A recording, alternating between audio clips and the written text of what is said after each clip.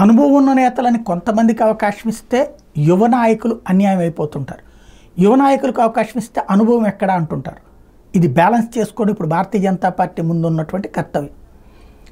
రాబోయే 20-30 ఏళ్లకు సరిపడినటువంటి నాయకులు తయారు చేసుకోగలిగింది Bharatiya Janata party because of RSS.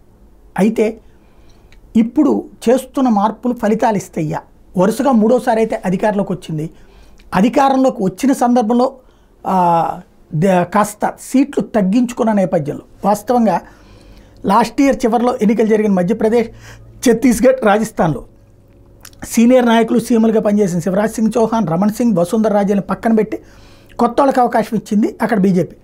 మధ్యప్రదేశ్లో బీసీ మోహన్ యాదవ్కి ఇస్తే రాజస్థాన్లో భజన్లాల్ శర్మకి ఇచ్చింది. ఛత్తీస్గఢ్లో గిరిజనుడు అయినటువంటి విష్ణుదేవ్ సాయిల్కి ఇచ్చింది. రాజస్థాన్లోనూ బ్రాహ్మణ వర్గానికి ఇచ్చింది. అక్కడేమో మధ్యప్రదేశ్లోనూ యాదవ్ సామాజిక వర్గానికి, బీసీ సామాజిక వర్గానికి ఇచ్చింది.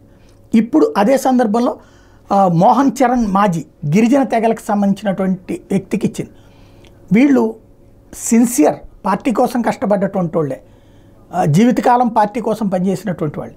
కాకపోతే సీనియారిటీ ప్రాతిపదికను కూడా పార్టీలో సీనియర్లుగా, నాయకుల స్థాయిలో సీనియర్లుగా, ముఖ్యమంత్రుల స్థాయిలో ఉన్న వాళ్ళతో కాదు, ఆయా రాష్ట్రాల్లో వీళ్ళంటే ఫెమిలియర్. కాబట్టి అందరినీ కలుపుకెళ్ళి గెలిపించే తంత్రం వీళ్ళు చేయగలుగుతారా లేదా అన్నటువంటిదే $1 మిలియన్ ప్రశ్న.